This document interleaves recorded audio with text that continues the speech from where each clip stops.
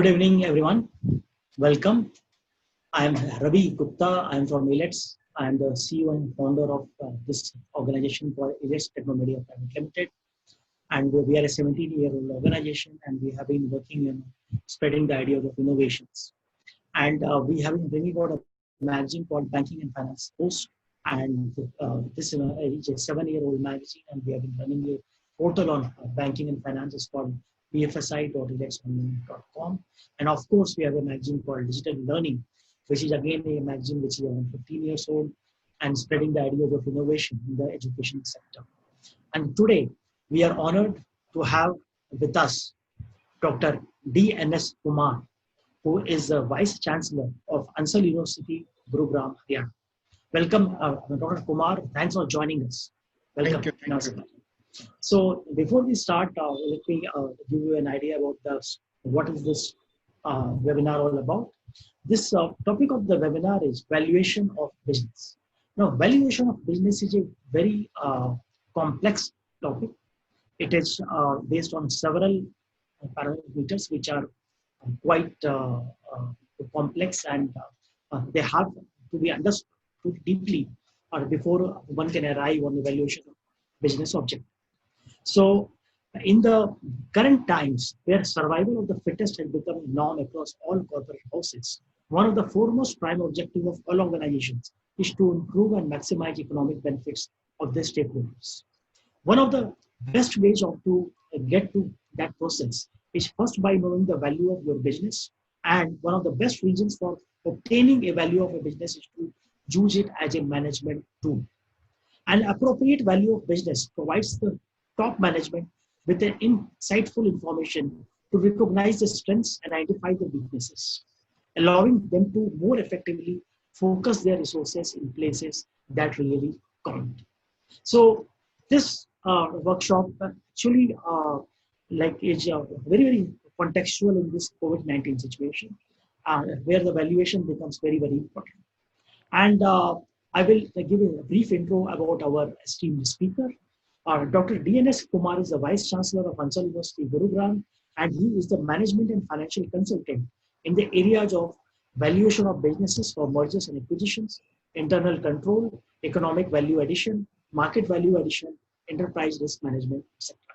So with this, I welcome our speaker, Dr. D.N.S. Kumar, and I also welcome all the audience who have joined us here on Zoom and also who are watching us live on the Facebook. Welcome, sir. Over to you. Thank you, Mr. Gupta. Well, good evening to everybody. It's my pleasure to be part of this exercise, wherein this exercise is going to be not from one-sided, it is going to be from both the sided. Having said, I expect a good interaction from the participants because this topic is highly applied and it's a very vast one. It cannot be made from a speaker's side. Nevertheless, in the beginning, I will try to build the context, and I do have in my presentation 2 case studies and some of the financial matrices also I will bring in, and some of the subjective aspects which the valuator or analyst looks in while valuing the business. That dimension also, along with you all, I will bring in. Well, before we both start discussing on valuation of a business, the question comes to our mind from where this topic came, valuation of business. Many people wonder, as financial statements are already there, from where this valuation came. The history of the valuation of companies or the business goes back to 1929. In 1929, US banned all alcohol companies, and all companies wanted to sell off their units to different international companies. when the deal started between the seller and the buyer, again, the US made it a point, the valuation or the sale deed cannot be done based upon the book value of the businesses or the companies. And that is where a lot of insight was brought in to understand the value of companies. Akash, can I have my PPT? Well, go to next.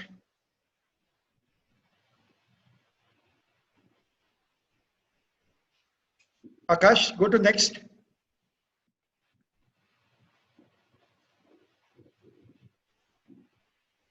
Yes, previous one. Akash, previous one, previous one. Back. Yes, hold on here. Now, what is valuation? It's a process of assigning some value to an economic asset. Now, what is this economic asset? One has to understand. Economic asset is a one which has the capability or the capacity to generate future returns. And in business, we are not having one or two assets, we have multiple of assets.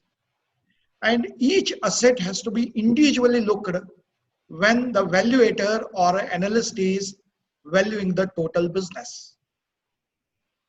We'll try to understand at a later stage how value of a business is different from value of equity, or is value of equity is same as market capitalization of equity.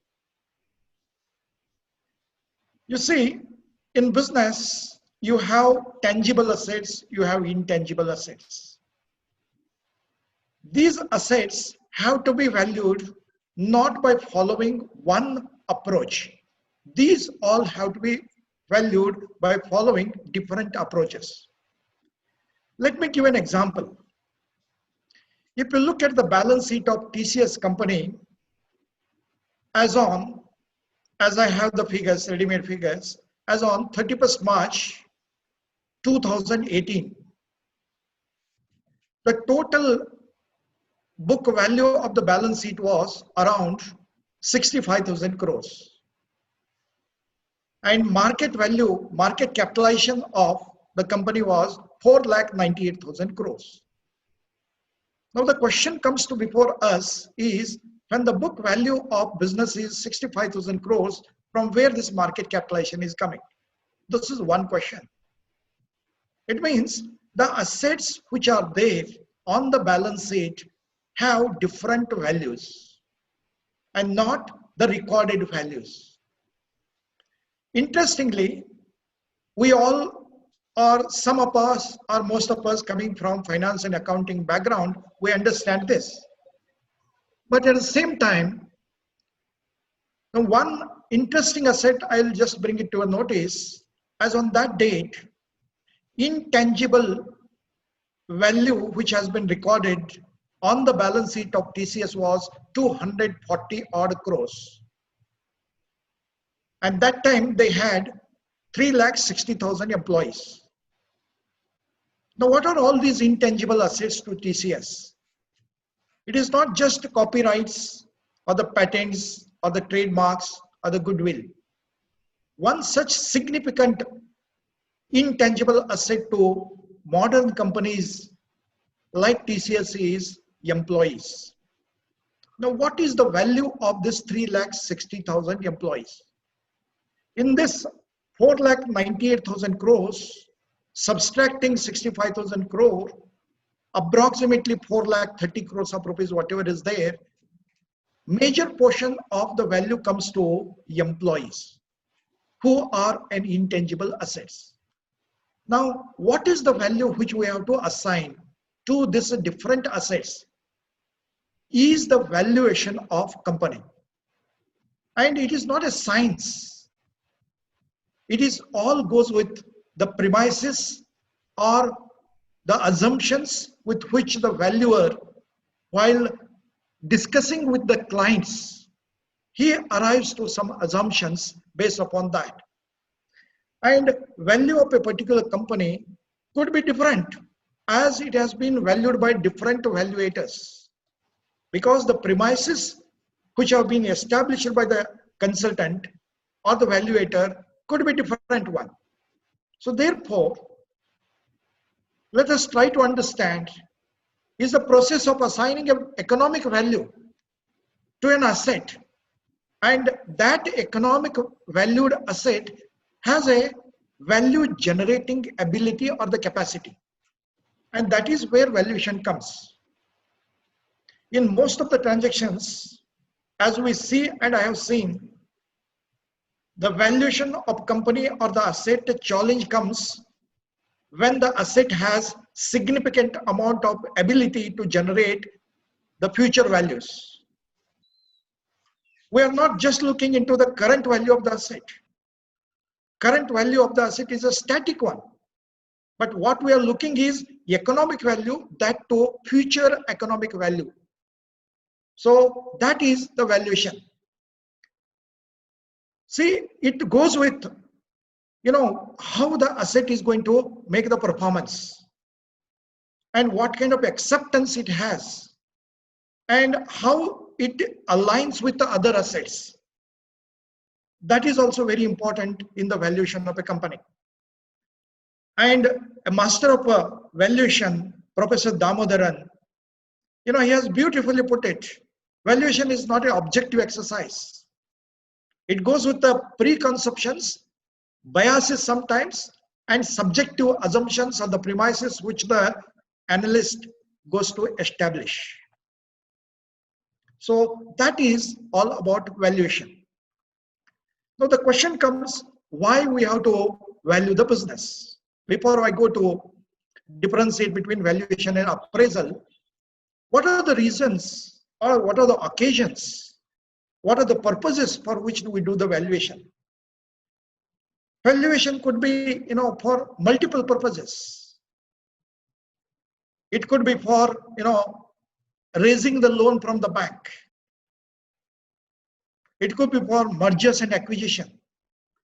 It could be for partnership settlement, or it could be for diverse cases, wherein, husband and wife, they want to get settled, what is the value she has to get or he has to get it. And in this process, one aspect which has to be kept in mind, what is the date on which we are valuing? So, n number of purposes, n number of reasons for which the valuation can be carried out. Before we move on, a point which has to be understood by all of us, valuation is different from appraisal. A bank expert who comes to our home in order to assign the value to our building is not a valuator, is an appraiser. When we go to the bank to raise the loan against the gold and jewelry that we have, the goldsmith who is invited to the bank to value the asset, that is gold or jewelry, is not a valuer, is an appraiser.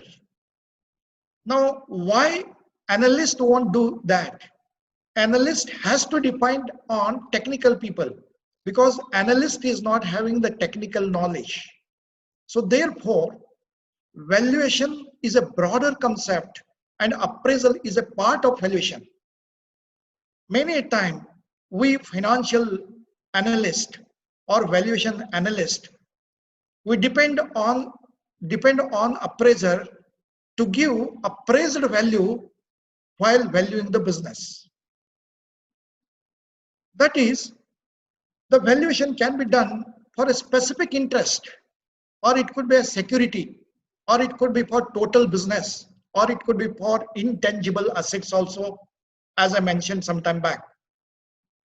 Same is the case. Appraisal can also be done for all technical assets.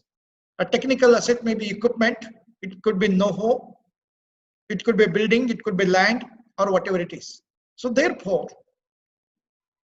Appraisal is a minor concept in the valuation, whereas valuation is a broader concept. In case of valuation, what happens? We look from the perspective, as I mentioned some time back, what is the economic strength of that particular asset in future, keeping in mind the current state of that asset also.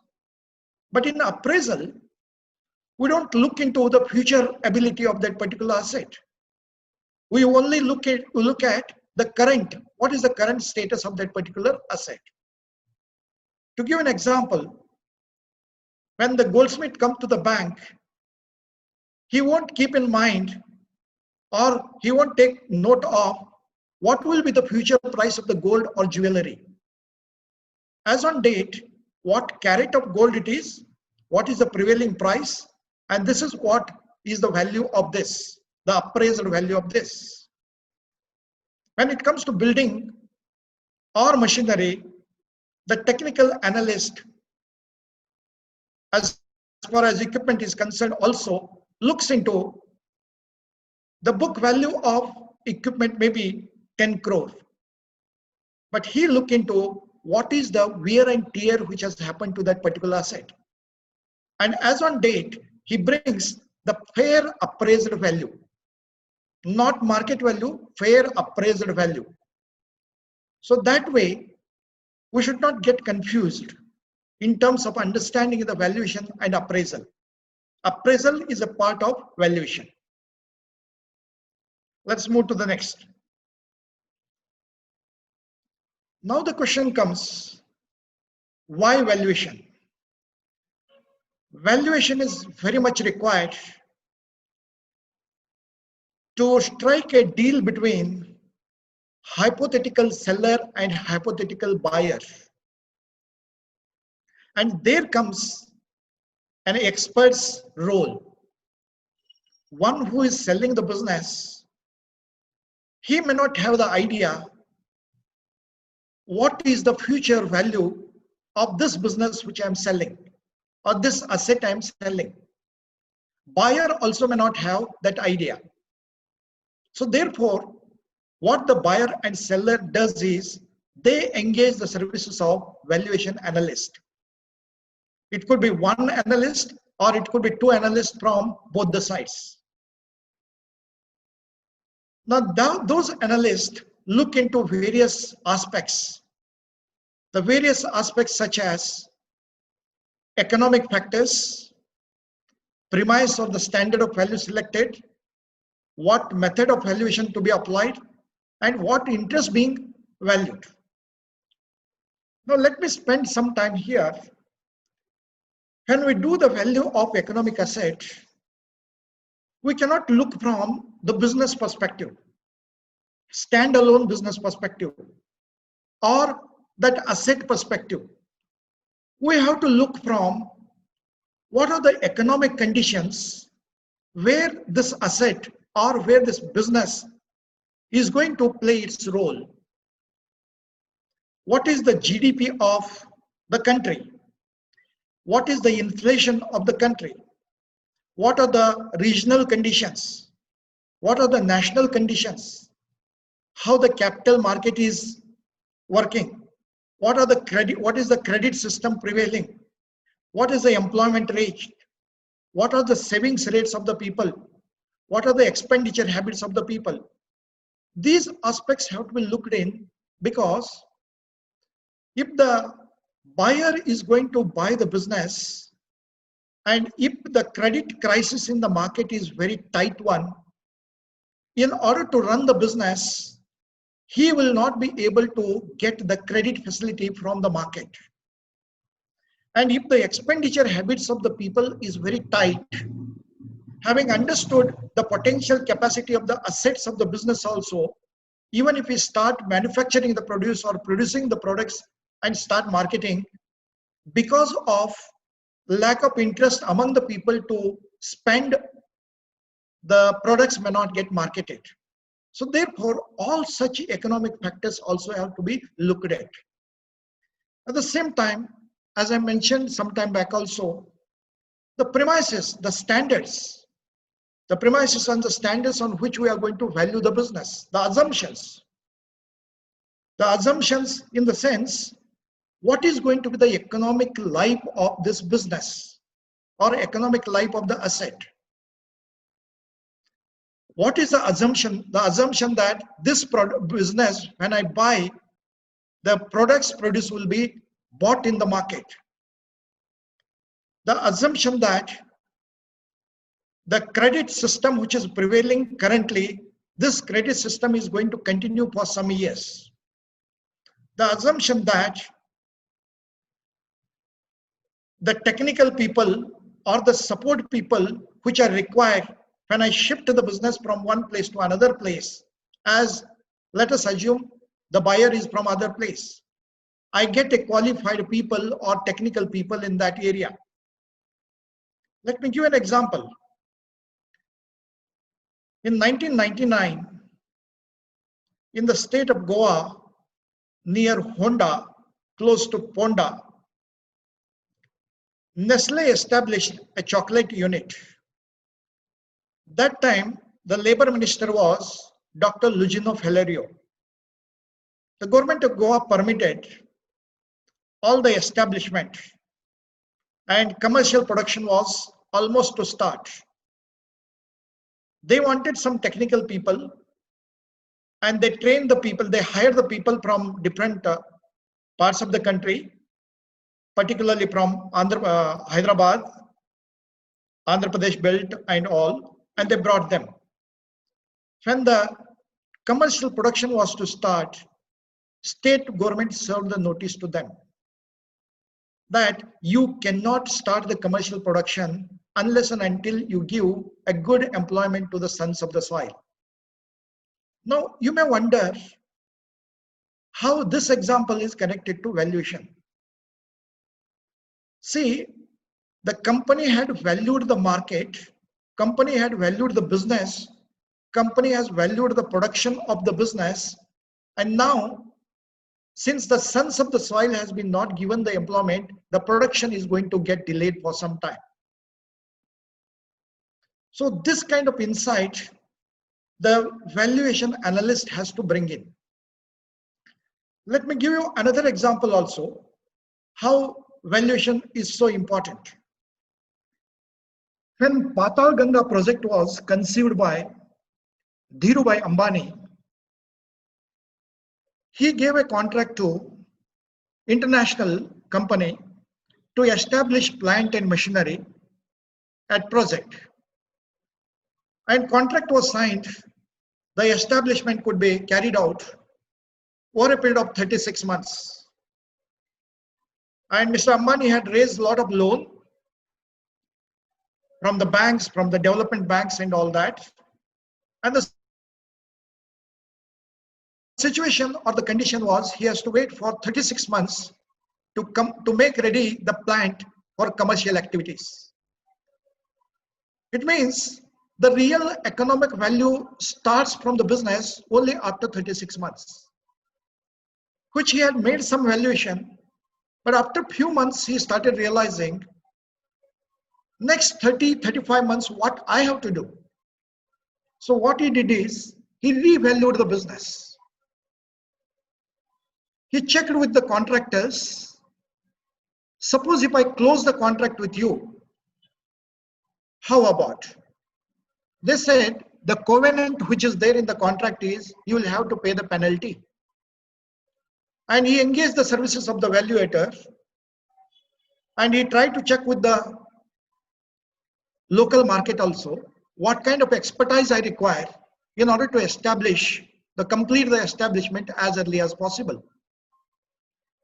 Mukesh, who was studying abroad that time for his PG in management, he called him back. They cancelled the contract and they started up their own with the local technical people, local engineers.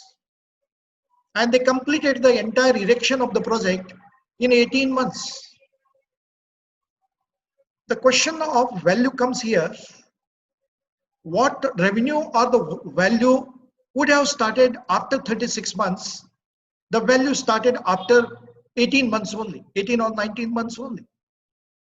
So that is where the economic value of the business, whether I'm going to postpone to receive that value or I'm going to prepone to receive that value, it is the valuation exercise which facilitates.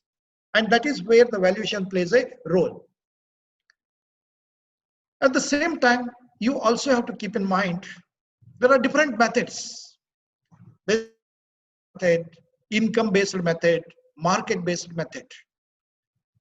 Which basis is most appropriate? Under what circumstances?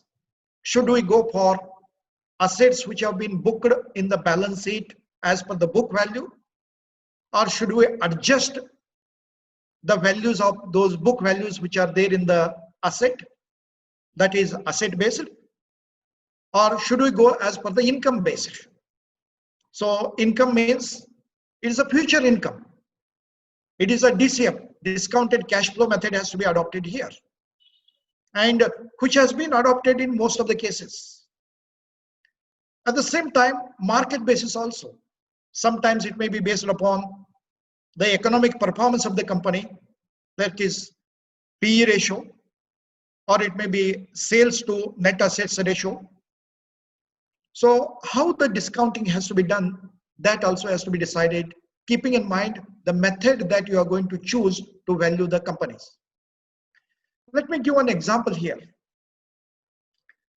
I had carried out one medium-sized company's valuation, and very interesting results emerged as we advanced into the valuation and closing the settlement which was to be made between the minority shareholders and majority shareholders. The valuation was, as a consultant, was on behalf of minority shareholders.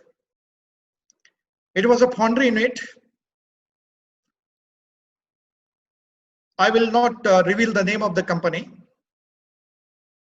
And I carried out the valuation. And for minority shareholders, for 25% stake, around 22 plus crore valuation I had made. In the district court, the valuation was in our favor. Then the majority shareholder went to High Court of Karnataka. There he won the case. Then we went to Company Law Board Chennai. In the Company Law Board Chennai also we argued, and Company Law Board Chennai gave the judgment in our favor. And he went to Supreme Court. And in the Supreme Court took a stand. In this case, valuation cannot be carried out by the consultant of both the parties. The Supreme Court said the Supreme Court will appoint the valuator. And the method which they adopted, combining all the three methods. It was asset also, it was income also, and it was market also. More so they followed in terms of market. Although although this company was not listed, it was a private limited company. Supreme Court said, we'll go with all the methods, but weightage will be given to market. What the Supreme Court did is, Supreme Court told to their own consultant, you look into the performance of 10 similar type of companies. Some of them may be public limited, some of them may be private limited. We leave it to the consultant. In the valuation, whether the company is private, whether the company is public, or whether the company is sole proprietary or partnership, the weight, it won't fetch much weight. What is more important is, what is the economic strength of the business? What is the age of the business? Who are the customers of the business? Who are the suppliers of the business? And so many other aspects. So Supreme Court said, keeping note of various aspects of valuation, they appointed their own independent consultant, and he made a valuation taking into account 10 similar companies from across India. wherever foundries are there. Maybe one or two from Surat, maybe from Chennai, maybe from Rajkot, maybe from Kolhapur, Coimbatore, and all that. Interestingly, and it was surprising for us, for 25% stake, approximately 22 crores, which we were demanding from majority shareholders, the Supreme Court valuator, for 25%, he made a value 29 crore rupees. And Supreme Court gave a verdict, there won't be further appeal to this. And wherein in this process, of course, the process took almost 2 years to us. But in this process, we gained to the tune of 7 crores of rupees. So therefore, dear participants, it is not the method. It is not just the who is running the business. It is also very important what method of valuation you are adopting and what are the economic strengths of those assets. Then having chosen the method also, another subjective aspect which comes before the valuator is when it is a DCF method or it is a market method, how many years cash flow projections I am going to take into account. It doesn't make much difference whether you take 5 years or 7 years. It makes difference, but I'm using the word much. It doesn't make much difference. Because we also will be bringing in, and I will show in the example, the terminal value of the business, the perpetuity of the business which will be there, that will have to be taken into account. So therefore, how many years cash projections we are going to do, and with what assumptions we are going to bring all those cash flows. That is a very interesting and very complex exercise also. Although we discussed some of the factors, and in my previous point I said premises and standards, as a valuator, you have to establish so many premises on which you are going to derive the cash projections.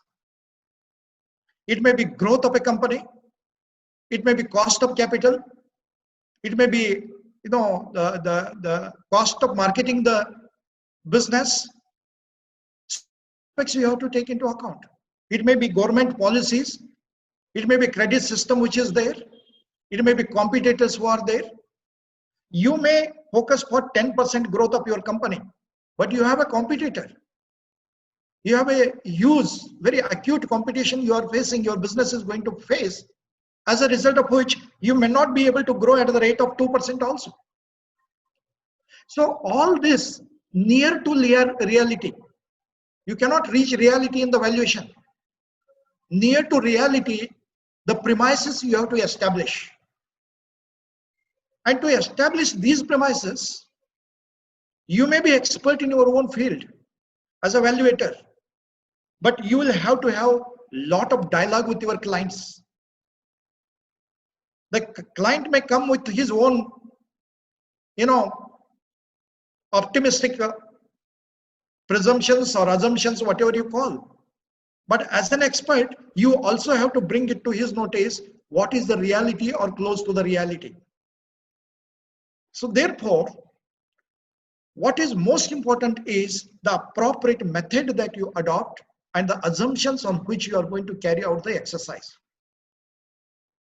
Now, another aspect or the factor which you have to keep in mind while valuing the business is, are you valuing the entire business or are you valuing a particular interest being valued, that is minority interest or majority interest or a particular asset or equity?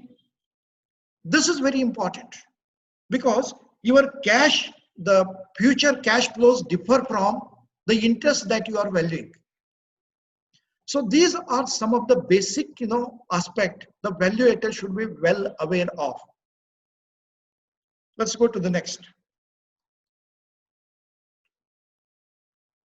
Akash.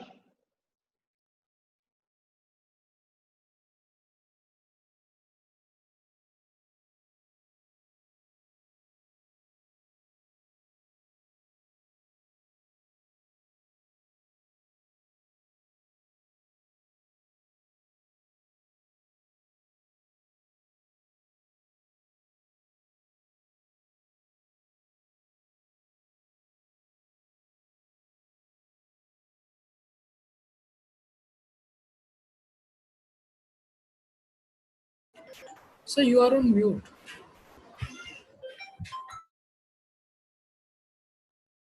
Sorry, it is not based upon the balance sheet figures or profit and loss account figures or cash flow statements. Much of the supporting data you have to get from the economic conditions which are prevailing in the economy where your business is operating. Sometimes this business may be doing the business internationally in different continents. You will have to, involve so many aspects of such of the countries also.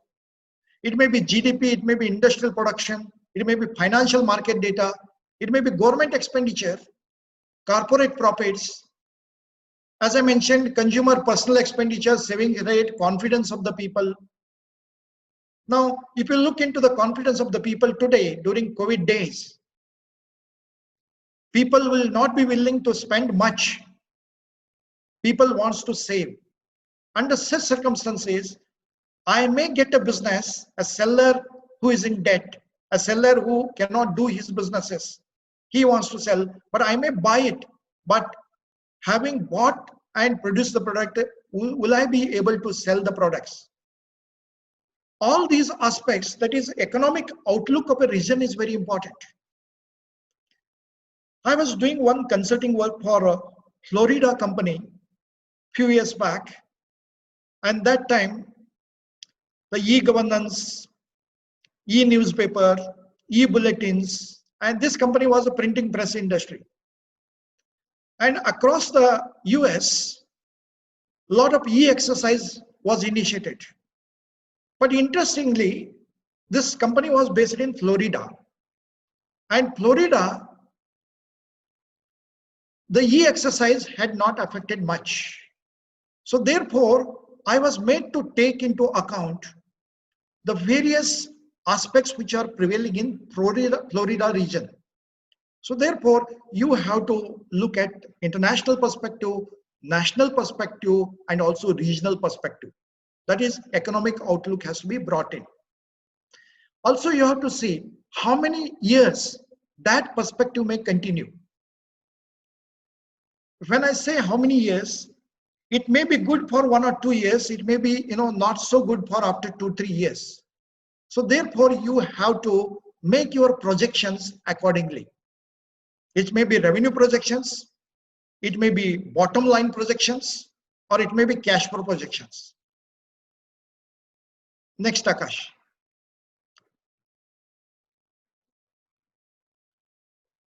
Hello.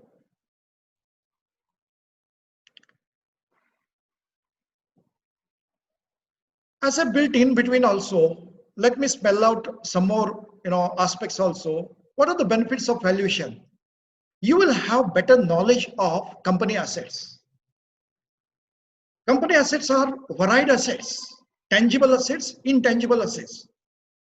And a prudent businessman, sometimes he will always try to look at different assets from different capacity perspective. So you will get a fair idea of what are my assets and which are dormant assets, which are active assets, which are high performing assets, and what is the value of total assets of a business. Same time, you don't know what is running in your mind. Please go back. What is running in your mind? You may be thinking of selling a part of the business or an entire business. You will have an idea if the customer base is not picking well, at what rate I will be able to sell it. You see, I'll give an example again. Company assets, when I said and resale value, you all know when Satyam episode happened and Raju brothers were taken inside, nothing happened to Satyam. Only Raju brothers were taken inside, put behind the bar. In the process of few months, number of customers, the clientele base of Satyam improved. The potential customers or the clients did not look at much what is happening, what kind of scam it is. they look at what assets this company has.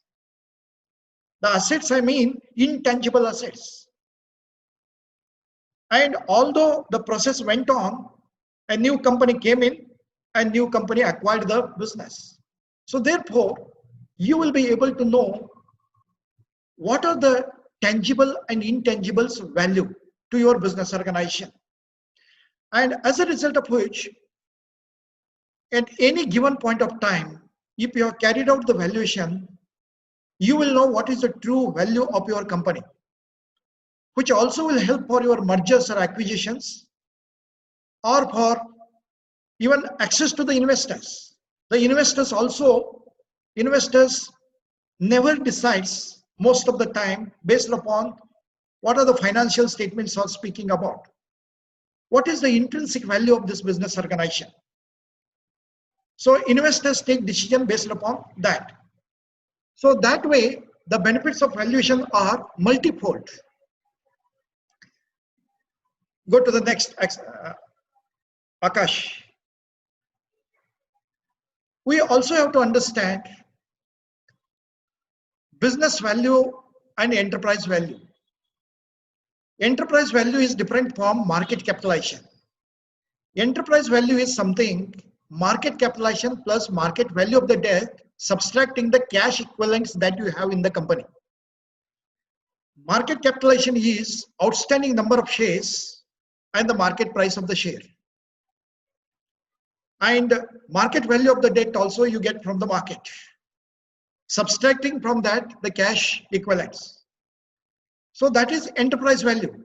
But sometimes business value will be totally different from enterprise value. This is all coming from market dynamics. But economic value of your assets may be different. Economic strength of your assets may be better than the enterprise value. So that way, business value and enterprise value are not one and the same. Can you go to the next?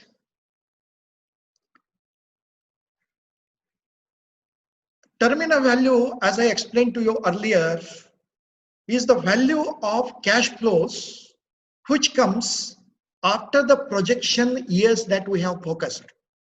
Suppose we have decided to take the projection of cash flows for 5 years. And business organization, its life is infinite. So after 5 years also, it can generate some cash flows. Then the question comes, if that is the case, I will not take 5 years, I will take 7 years. Somebody may say 11 years, somebody may say 15 years. There's no point in stretching our complexity. You can plan for 5 years or 7 years, and you can bring terminal value of the cash flows which may come after 5 years or after 7 years. How to arrive that, I'll show you with example after some time. Shall we go to the next? As I have mentioned on this, the valuation approaches are asset-based, income-based, and market-based. Let's go to the next. Then, why people think of mergers, acquisitions, sales process, valuation process, and all that? Because they see some value could be created by acquiring the company, by merging the companies, by establishing the synergy and all. There are two aspects of value creation which has to be kept in mind. One is growth and rate of return. These all, the blend of both should happen. If your rate of return is good, and if the growth of the company is not happening, the value creation will not be big one. So therefore, how to arrive this required rate of return? You can adopt different models. Dividend discounted model you can adopt. Expected dividend payout divided by stock price and forecasted dividend growth rate. So with that, you can arrive the value creation or required rate of return. So when you focus growth rate of a company and rate of return which is coming, combining these two, if these two are going well, the value growth can be created in the business organization. Go to next. At the same time, theoretically to explain, this is a very dry subject. It's a very interesting subject when we come to the, examples and the cases. Some of the interesting aspects of the financial matrices, which each one of us have to understand in valuing the company, is cost of equity, cost of debt, and cost of capital. In cost of equity, what we do is we adopt CAPM model or dividend discount model, and we arrive the cost of equity.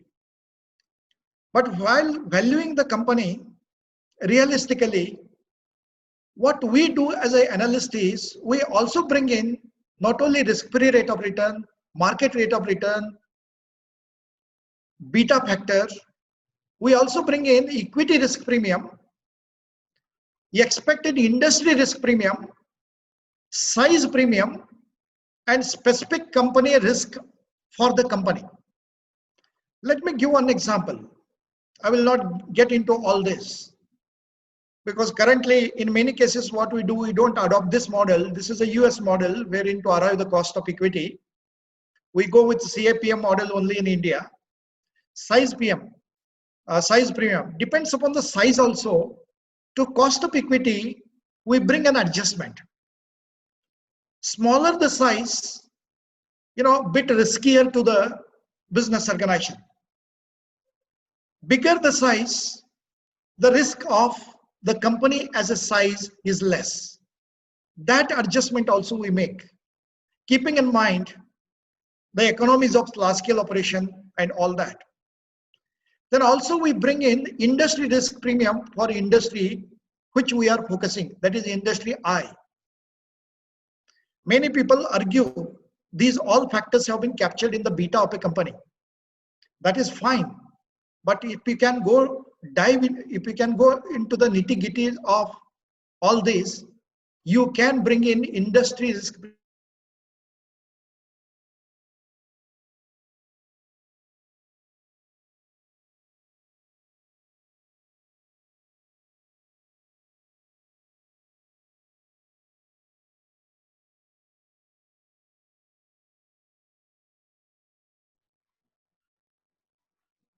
Hello?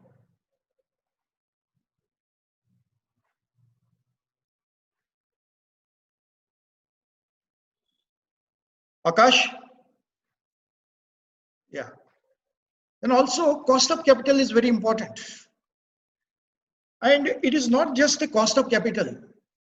The three important financial matrices which are significant to the valuer, and the valuer has to keep note of it and to arrive is, one is cost of equity, overall cost of capital, and capitalization rate.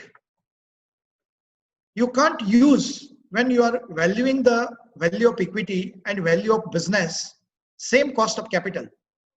You will have to be differentiating. And why that differentiation has to be brought, I will tell you afterwards. So how to arrive the cost of capital? You have to just take a cost of equity and cost of debt and take the weight of both, and whatever the taxation shield which you have to give to that, adjust that and bring the cost of capital. So cost of capital is so significant in order to find the present value of future cash flows over a period of 5 years and further that you are planning. Go to Akash next. Now capitalization rate, as I mentioned, how capitalization rate is different from cost of capital is very simple. Capitalization rate is cost of capital subtracting from that growth rate. Now, how do you arrive the growth rate? Growth rate is return on asset divided by rate of return. Retention ratio. You get the growth rate. Or company would have established the growth rate. If company has not done, as an analyst, you have to do it. You have to do it based upon the past 5 years revenue or bottom line, taking into account the growth rate of a company has to be established.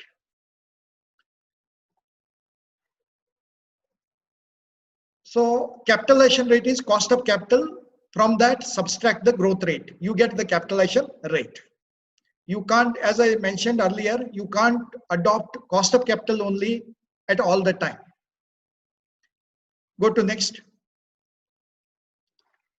Now let me come to some of the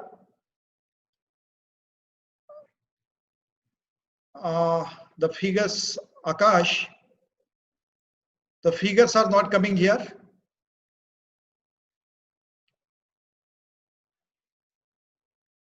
Akash, the pictures which are coming, the figures are getting hidden.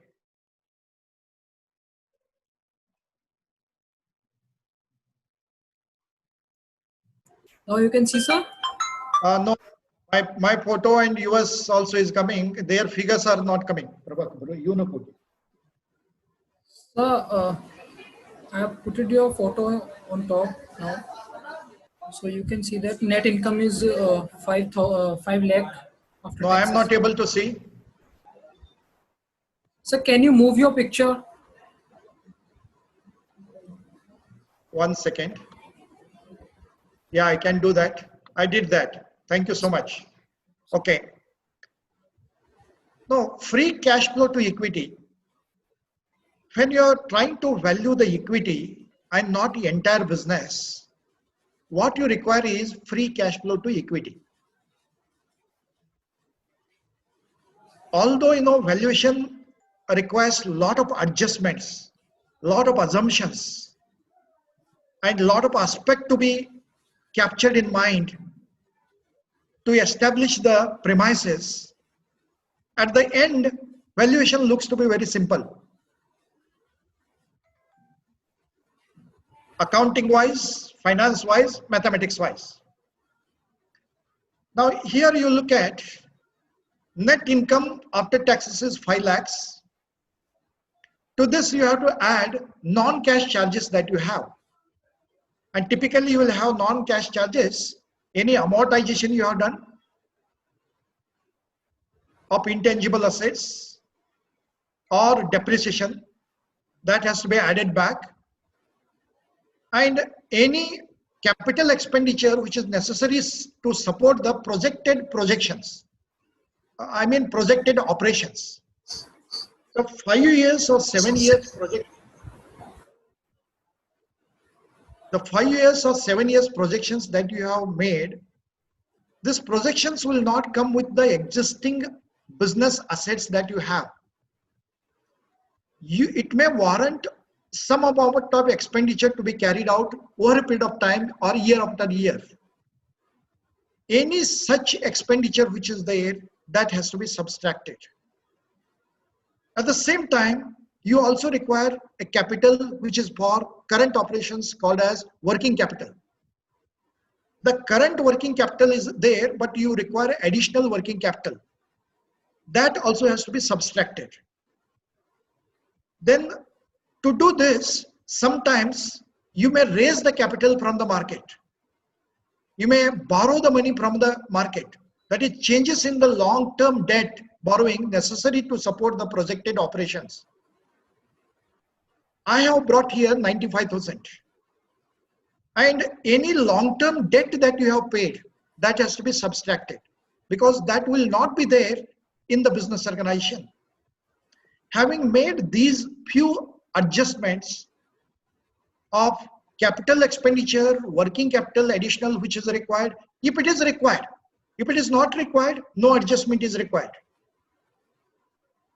And if you have added any capital by borrowing which has to be added back because your cash flows are getting added, and if you have come out of any debt, that has to be subtracted. As a result of which, what you get is the net cash flow to equity. That is to the equity shareholders. Then net cash flow to equity, that you have to capitalize with the capitalization rate. And hypothetically, I have taken here 20%. And when I have taken 20%, the value of the equity is 24 lakhs. Here, this example I have shown you without debt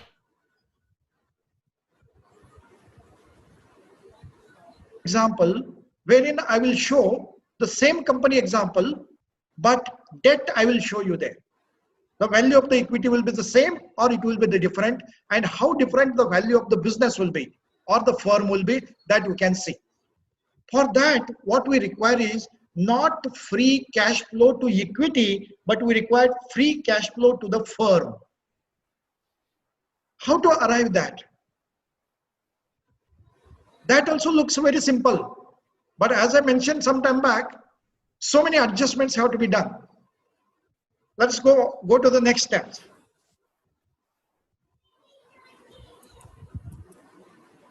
Yes, this is free cash flow to the firm. But earlier it was to the equity. What we were trying to value was value of equity. But here also I have shown you that one. Now let us see. Same example, net income 5 lakh, non-cash adjustments 2 lakh, capital expenditure necessary to support the operations 1,50,000, additional working capital 70,000. Now here, whatever you have borrowed or whatever you have repaid, that adjustment will not be there. Add interest expenses net of tax benefits resulting from interest as a tax deductible expenses. That new capital borrowed and existing capital got rid of, that adjustment will not be done when you are arriving free cash flow to firm. Now free cash flow to the firm, to the invested capital which has come here is 5,20,000, 25,000. In the earlier case, it was lesser. Now, what is the weighted average cost of capital here? The weighted average cost of capital is 15.44. The different, this is of different company, but similar company. So 15.44. Look at here, I have not taken 20%, I have taken 15.44%. When you are valuing the firm, the point to be noted, you have to take cost of capital, weighted average cost of capital. But when you are valuing the equity, you have to take the capitalization rate. Now here, the invested capital's value is 34 lakh. And the debt which the company has is 10 lakh. And finally, the value of the equity came down to 24 lakh 259. That's because of some fractions. Otherwise, it would have come 24 lakh only. I hope it is clear to you. There are two interests which you are valuing here. I'm not bringing here intangible assets and specific assets. Many a time, the valuation exercise is done for value of equity or value of business or value of the firm. When it is valuation of equity, it is the capitalization rate which we have to take. And when it's the valuation of the firm, it is cost of capital which we have to take into account. Go to next. Now, let me give, as I was explaining to you, what are the projections which have to be done. It's all not accounting. It is all accounting cum finance. The statement remains the same. Sales are there, cost of sales are there, gross profit is there, operating expenses are there. You can see all this. And finally,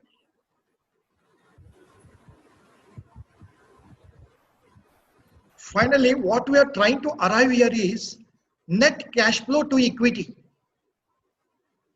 And here you will see 990 is the cash flow to equity for the 5th year. 990 5th year, you have to take into account, and growth of this company which was given or which was assumed by this company was 3%. These are net cash flow to the equity which comes every year. Now, terminal value we have to arrive, which I was explaining to you. How do you get the terminal value? 990, that is last year's net cash flow to equity you have to take, To that, you have to add the growth which will happen. The growth rate which has been anticipated by this company is 3%. That comes to 1020. And that has to be discounted with the capitalization rate. When you discount that with the capitalization rate, you got 4,636 as the discounted terminal value after discounting. Sorry, after capitalization adjustment. Now, in order to arrive the value of this company, keeping note of all these 5 years adjustments or 5 years, the projections, discount rate is 25%. Now, when you discount all these yearly net cash flow to equity that you have, you get net present value. These are all the net present values. Net present value for the first 5 years, and this is net present value of your terminal value. The terminal value has to be further discounted with the discount rate. Then the equity value comes is 3,084. It may be 3,084 crore rupees. So what is most important is in valuation, what are the premises that you are establishing? How you are building your cash projections? How you are planning your capital expenditure? How you are working with your working capital? How you are working with your market? How you are planning your interest? And how you are working with your operating expenses and operating incomes? These all adjustments are very important. And what is most important here is in order to arrive the value of equity. This is as far as equity is concerned. Let me come to another example wherein I will show the value of the firm with the live example. Go to the next.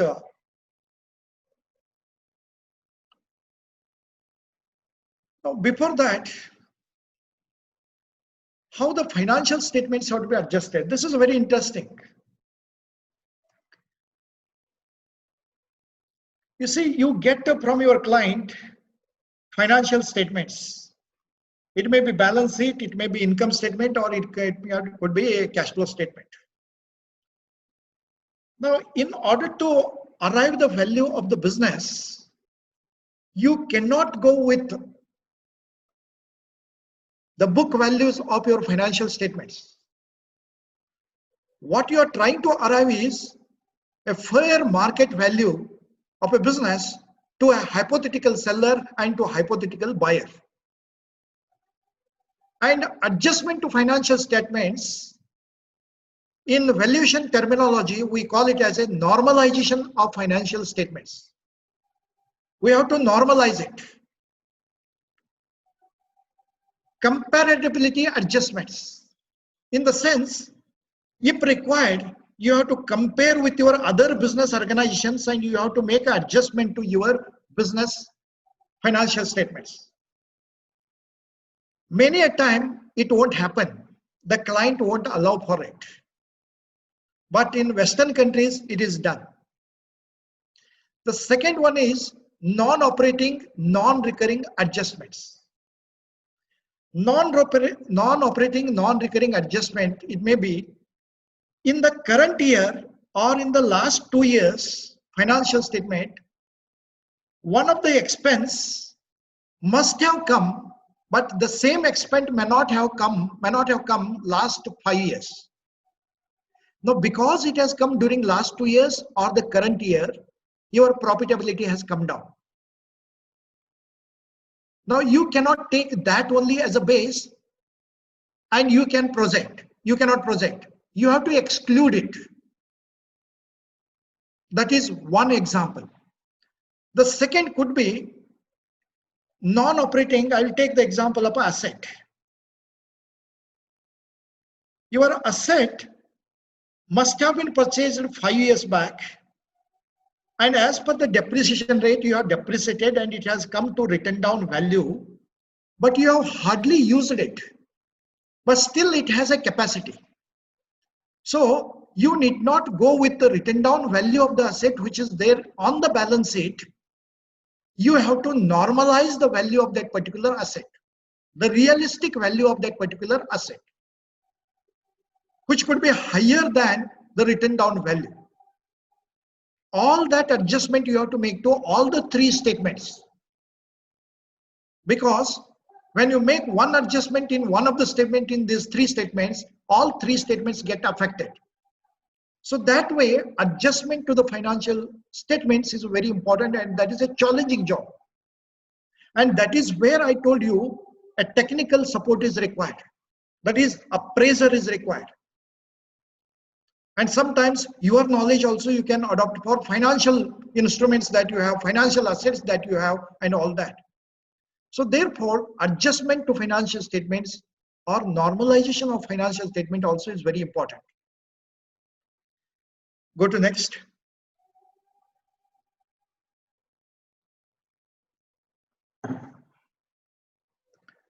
Now, some of the balance sheet adjustments, I'll just mention to you. Cash in excess of operating needs. Sometimes you are holding unnecessarily excess cash. If this cash was utilized for some operating assets, and if the revenue base was, top line was improved, how your business is standing today would not have been the standing would have been better.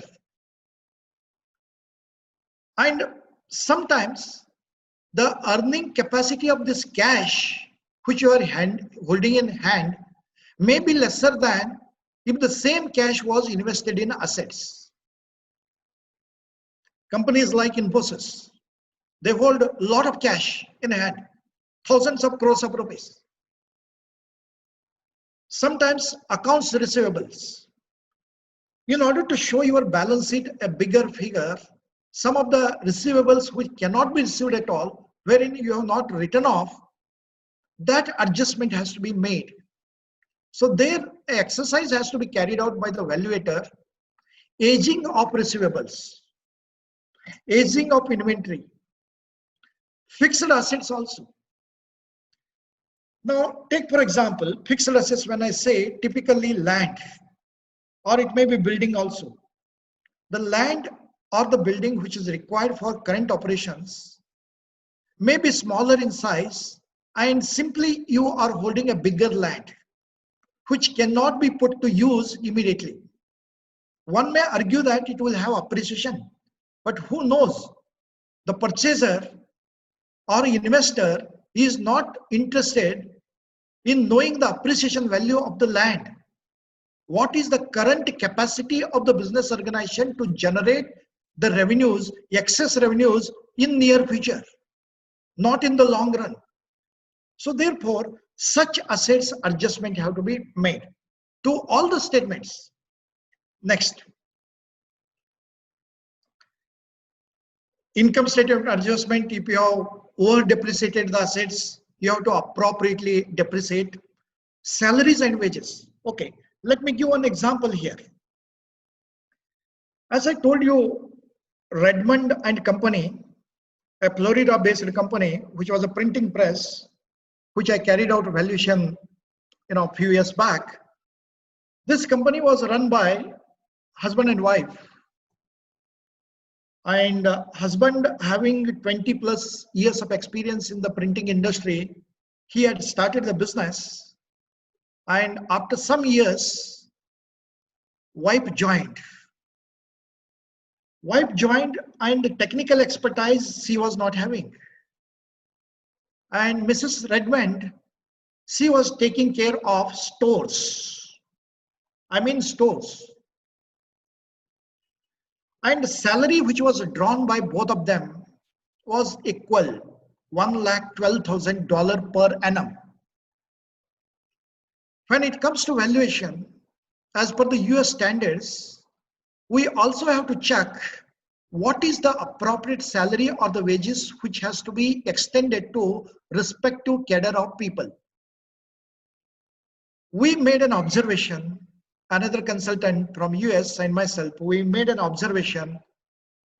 During the last few years, whatever the salaries she has drawn excess than for what she is eligible. And we took a note of some of the parameters and we defined her salary cannot cross, for the expertise she has and the department that she is holding, cannot be more than $40,000 per year.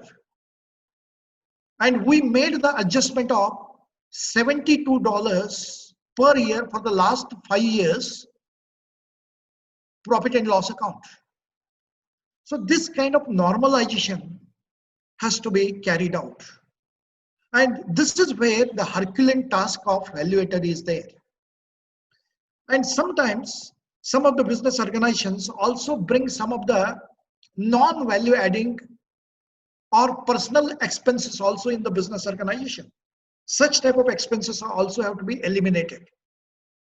So that will go a long list if I keep on giving the example. Go to the next. Now, this is just, currently in India, we don't do this, but in US, for US clients, we are made to do all this, to arrive the capitalization rate. How I had explained to you capitalization rate in a simple words was cost of capital minus growth rate is the capitalization rate. But if you go to the capitalization rate as per Ibsen model, Ibsen is the name of the person who brought out this method of arriving the capitalization rate, which has been well adopted in US in order to arrive the capitalization rate. We start with the treasury bill rate. We also take into account equity risk. We also take into account size effect risk. We also take into account industry risk premium. We also take into account specific risk of that particular company. And this will be the judgment by the valuator. Then we get the discount rate. To that discount rate, what we do is long-term sustainable growth rate, we subtract it.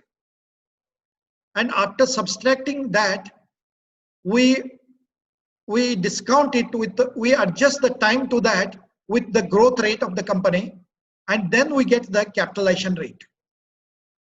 So this is a complex thing, but it's a very interesting thing. The entire national, entire industry, entire companies, entire equities, all risk will be adjusted here.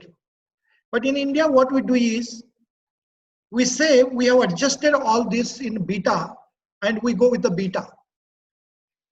But the question comes when you are doing to a private limited company where the stocks are not listed. And that is where sometimes we use our own judgment as an analyst and we arrive the capitalization rate in this manner. And that is totally sometimes subjective also. But of course, risk-free rate and market rate of return, all these are objective one. Okay, let's go to the next. Okay. Let me give an example. I have earlier also given. What we do here is,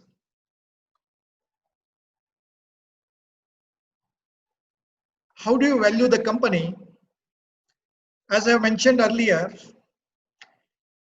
average weighted normalized net cash flow to equity. Same, what I had given as the example. Net cash flow to equity and capitalization rate. Now, what we did here is, we did not take up only one company. We looked at similar company.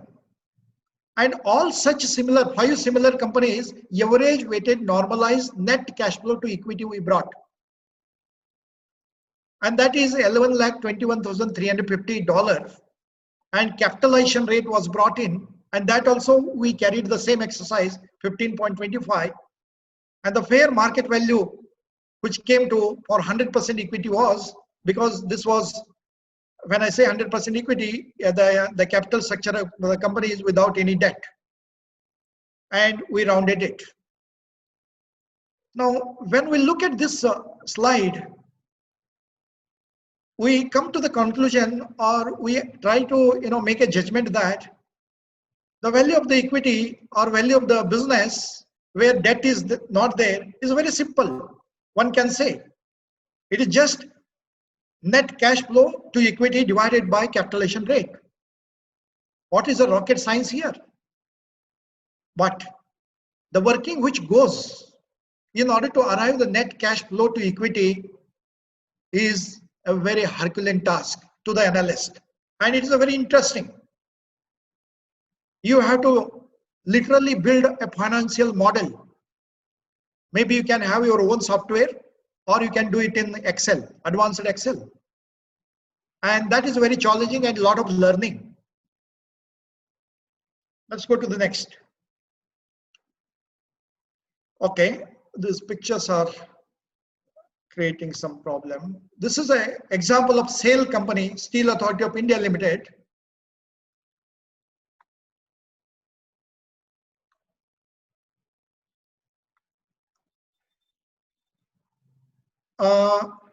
To give an idea, we tried to value the Steel Authority of India in 2019, and we took the projection for 6 years. Now the question comes, or you may ask, why you took 6 years? So that is a judgment by the valuator. So we did the same exercise, and we tried to arrive the 3 types of the cash flows coming to the companies: cash flow from operating activities, cash flow from investing activities, and cash flow from financing activities. And in order to get, when you do valuation, valuation is not the one slide which I'm showing you. When you do valuation, with all that adjustments that you bring in for next 5 years also, your balance sheet, your profit and loss account also would have tallied for next 5 years also. Otherwise, you would have missed out something. You would have committed some mistakes or errors. So now here, cash flow from cash flow from operating activity, I have shown in red color, which is coming for next 6 years. And interestingly, you may see here, there are so many other adjustments which I cannot show you here. When we get into live workshop, maybe I'm starting in July, a 5 days workshop, which will be, very extensive with a live case study of different companies. You will understand how to work on that. You will see here, the net profit also is coming down, and the cash flow from operating activities also coming down. One of the reason is, over a period of time, we have not projected higher growth rate. And this we have kept in mind the government policies, economic conditions, and all those economic factors which I had explained to you. Go to the next. Having taken the cash flow from operating activities, as usual, there are 2 things which we have done here. We have tried to arrive cash flow to the value of the firm. Now what we did is, since value of the firm has to be brought in, we made adjustment for increase in capital expenditure. There was no adjustment for increase in working capital, and tax shield adjustment of interest also we did here, and free cash flow to the firm also we brought here. And we took 7171 as the last year of our projection, and we brought the terminal value, and we try to arrive what is the discounted value of all those terminal value at a discount rate. And what is that discount rate? I will show in the next slide. Now, present value of explicit period. What is this explicit period is 2020 to 2025. That is 6 years is the explicit period of the projections that we have made. Yes, it is an assumption. Madhvi is asking, is it the assumption? Yes, it is assumption which is made. The current working capital is there. That is more than sufficient to take care of the activities for the next 6 years. Then we also arrived what is the terminal value of, present value of terminal value. So that is 53,497 crores of rupees. So here, the present value of explicit period, present value of terminal value put together is total value of the firm. Then we made cash adjustment.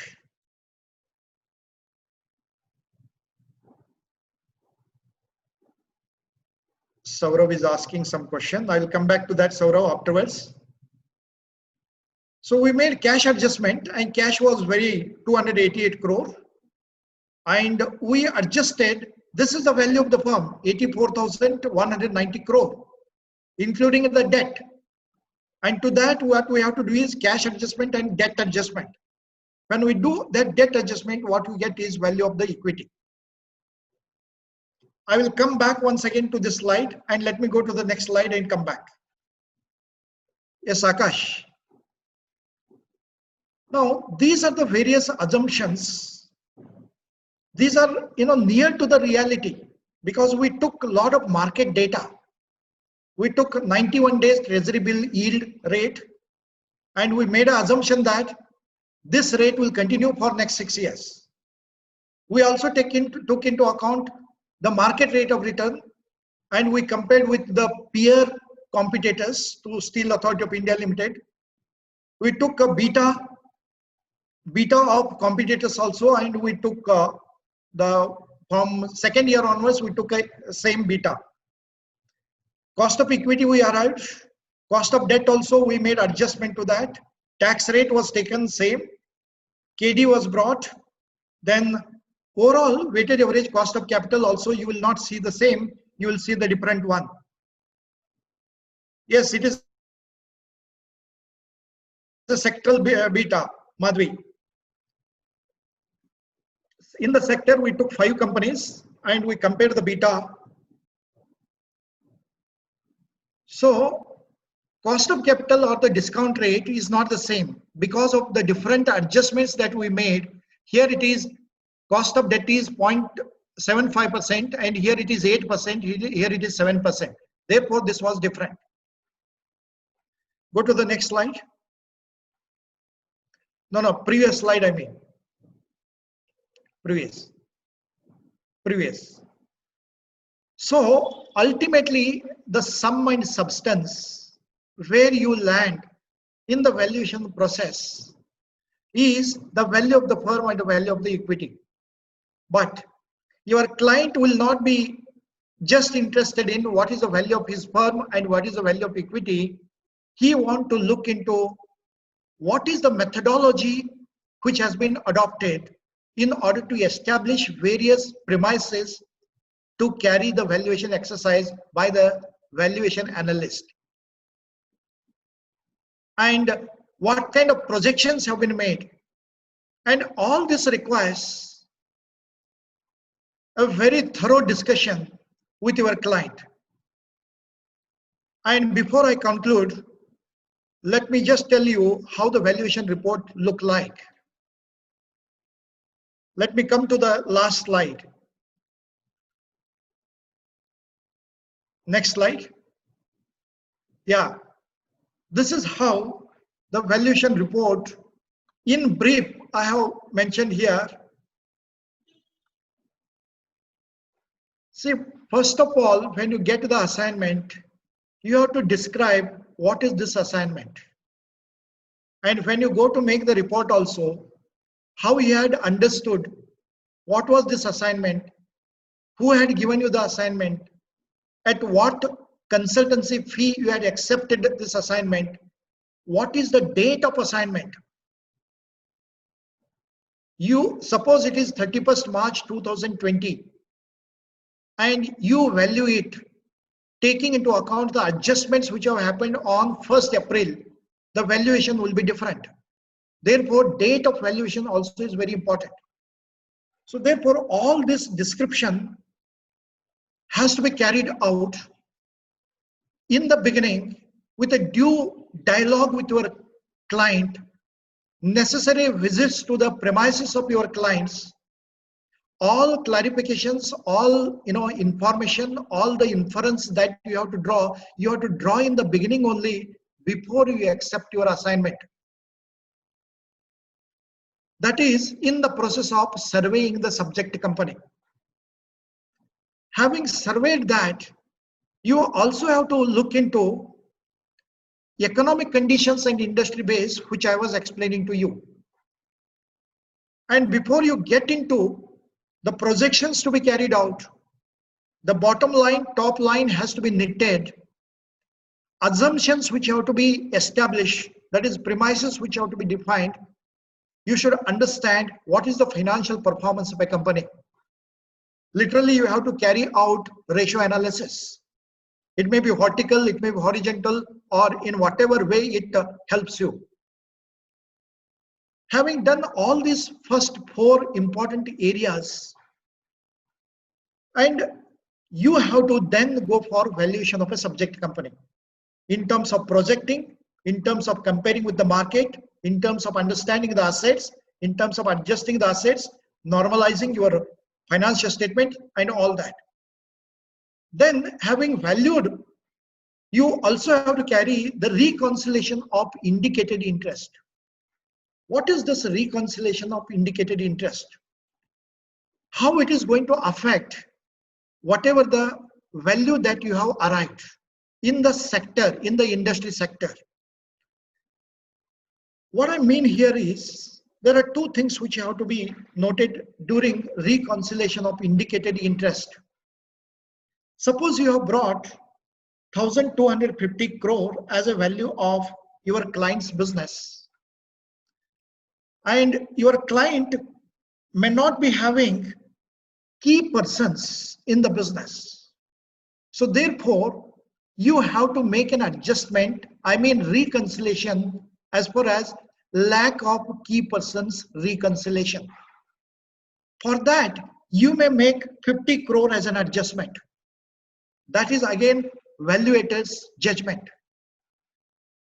Or in the process of making the projections, in the process of keeping note of last 5 years activities, in the process of having taken note of economic strength of the assets, the business has solid economic strength to generate still more revenue.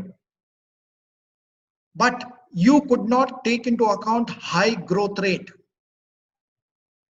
And in the market, the business is doing extremely good.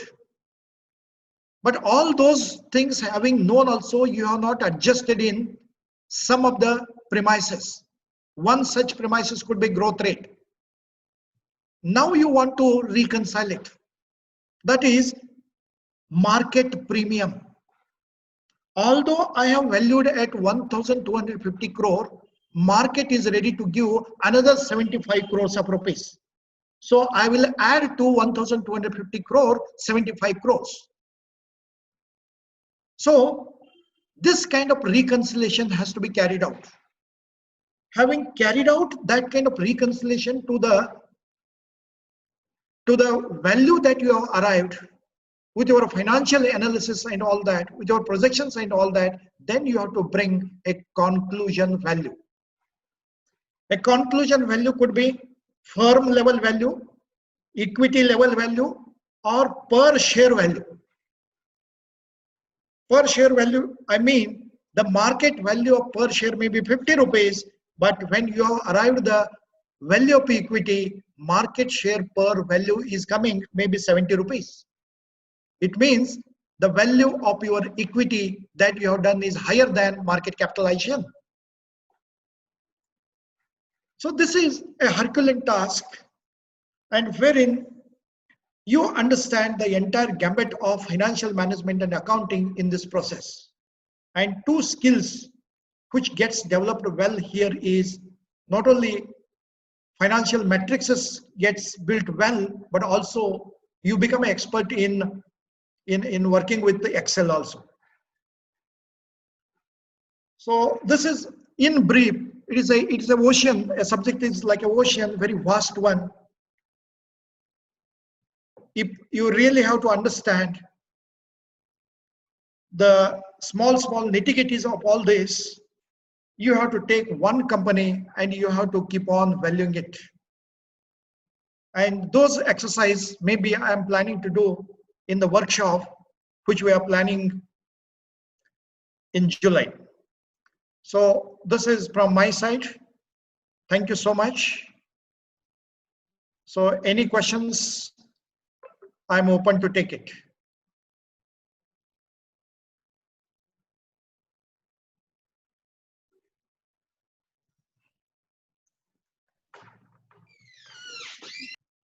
I could attend to some of the questions in between coming.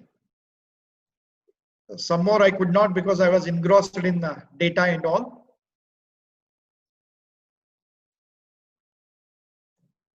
Amit. Sir, if I may just add, I think it was a wonderful session and very useful in the current context, because the implication of it is useful for not only SMEs but even for established corporate houses. And as you have shared, I mean, these are decisions that are required from top level to even mid-level onwards. So in carrying, I think there is a need and requirement to further elaborate on these aspects that you have touched base today. And in doing so, I think it will be nice if we can arrange a series of workshops, probably starting with the one in the month of July, from 13th July till 18th July, Monday to Saturday. A 5-day plan can be made. And I'll request, ELET's team to share the link of everyone who is registered for this particular webinar. A link of those workshops will be shared with everyone. Yeah, I also request ELET's people to share the PPT to participants for Yes. better understanding, and based upon PPT, they also can build further on that. Absolutely, sir. Yeah. So to all the participants, we'll be sharing a calendar of workshop starting from the 13th of July till 18th of July. It's a 5-day workshop, and all these topics will be touched upon in greater depth for us to analyze further and get a sense of expertise during this time.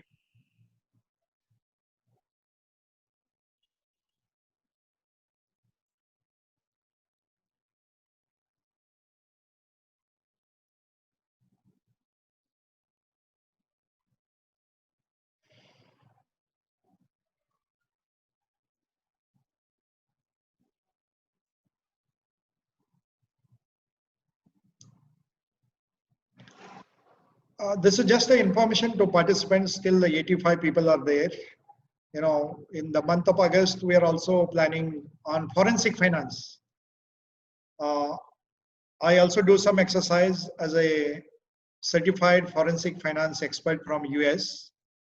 So how the consolidation, then how the insolvency, bankruptcy cases have to be handled, and how we have to, how as a educational professor or as a practicing professional, how we have to understand a company is heading where, is heading towards insolvency or bankruptcy, or what are the scope available, and what are the rights and rights which the debtors have, and how the as a creditor he can also bring insolvency proceedings against the companies.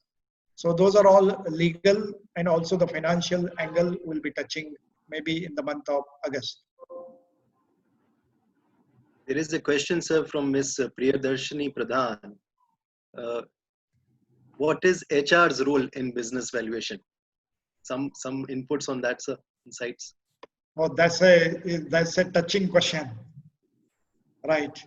You see, I gave example of TCS.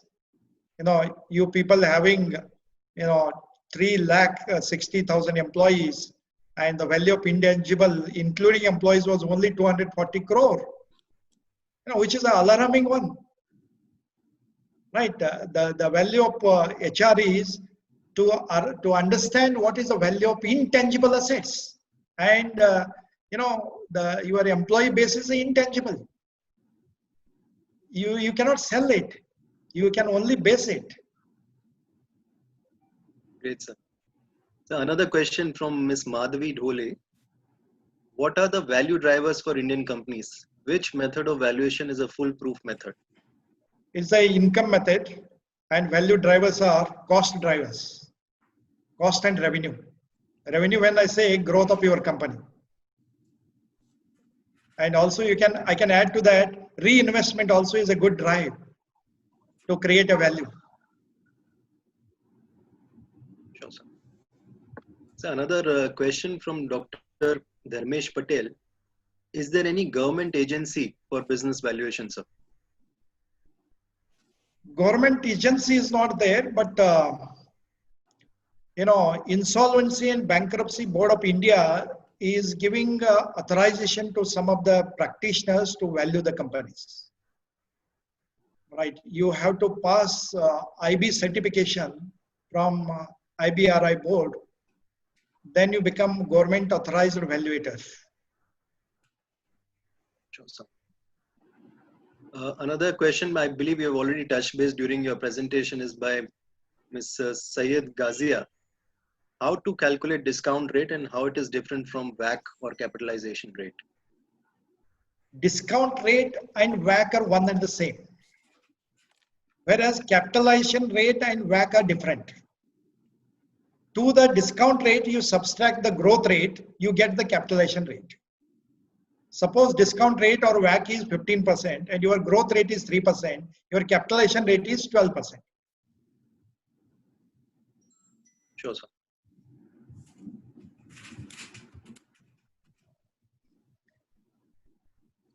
How do we value startup firms whose historical data is not available? Again by Dr. Madhavi. It's purely judgment of the valuator and dialogue with the business owner. And currently, let me give an example. It's a very interesting question, and a lot of business which is going to emerge for the valuators like me when we go to value the non-listed companies. In Delhi alone, 400, this kindergarten schools are for sale. And these kindergarten schools have to be valued. The role of the valuer comes here. And because of COVID, so many companies wants to get rid of their activities. There's a big scope for the valuator.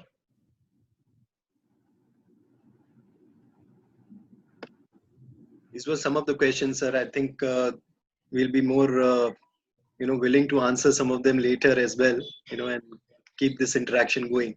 Yeah, we can take it on Facebook also. Yes, sir. We'll do that. Yeah.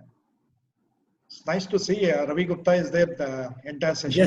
Yes. I enjoyed the session. Very, very deep and insightful. So thanks for this, Dr. D.N.S. Kumar.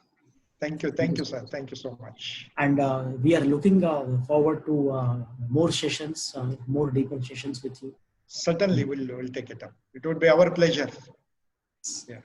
So let me thank all the audience for being here, and thank you, Dr. D.N.S. Kumar, Vice Chancellor of Ansar University, for giving a very, very insightful session.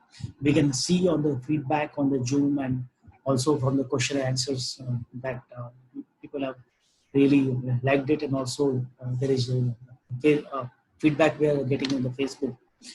So Dr. Kumar, I think if you want to mention about something about the next workshops in this series, what topics will be covered and how it will happen? It will be on valuation of companies. We may touch upon, we may take up the live cases. like I said, this is just the basics which I have given to them. So each one of them may have, insightful questions in arriving, a lot of financial matrices, and all those doubts will be cleared there. So, any of you who are interested, I'm asking the audience that if you are interested for the next workshops, please mail to us, mail to Ansal University also, or to IRETS, so that we will keep you informed on the next workshops. I think Rajini Mittal is asking on GST. Yes, yes. Are you, Ms. Rajini, are you asking a webinar on GST or? Yeah, that's not my expertise, but we'll look into that. We'll look into that. We'll plan to do something on that. Sure. So, if you can give the closing remarks, Amit, you want to say something? So yes, I'd just like to thank everyone, all the participants who took out time to attend this webinar today. And on behalf of Ansal University, on behalf of our Honorable Vice Chancellor, Sir Dr. DNS Kumar, who has been a speaker for this session, I'd like to thank everyone. I'd like to thank ELED's team for all their constant support in organizing this particular webinar. And as I've mentioned earlier, I think in today's time, it is very, very imperative for all of us to utilize our time well. These are some of the skills that are required in any organization, be it an SME organization or a large corporate house. So it's good to build up our skills further. And in keeping that in mind, I think we are lining up a series of webinars, and we look forward to welcoming you to attend those webinars as well. Those will be actually workshops, and look forward to all your support going forward. Please stay indoor and stay safe till then. Thank you. And I thank all the audience again, and requesting Dr. DNS Kumar to speak. And before I ask him, I'm requesting all the audience, if you have liked this webinar, please like and share it on the Facebook and YouTube, so that it reaches to more number of people. Dr. DNS Kumar, your closing remarks, please. Yeah, see what Dr. Ravi and Mr. Amit mentioned about our continuous seminars on topics like this. Those will be the live cases, and wherein we expect the participants to work with us. Those will not be like a webinar. Those will be like a workshop, wherein your laptops have to be there with you. We would have given you the case study, and we will be working the live exercise. It will be like, perfect training for you. A certificate course, it will be like a certificate course to you. Right. Yes. I think it's an excellent idea to give an online and case study based training, so that people don't just learn theoretical aspects, but also have actually real time case studies, and they should get the confidence of actually implementing these ideas instead of just the theoretical knowledge. So on my behalf, I profusely thank the organizers and also the participants. And it was my pleasure to take some of the questions, and hope it will go a long way in the process of learning and implementing in our own professions. And we look forward to see you in the near future, the many seminars and the webinars which we are going to come out with the ELEDs. Thank you so much. Thank you, Dr. DNS Kumar and Amit, for joining us. And thank you all the audience. With this, we say goodbye. Namaskar. Thank you so much.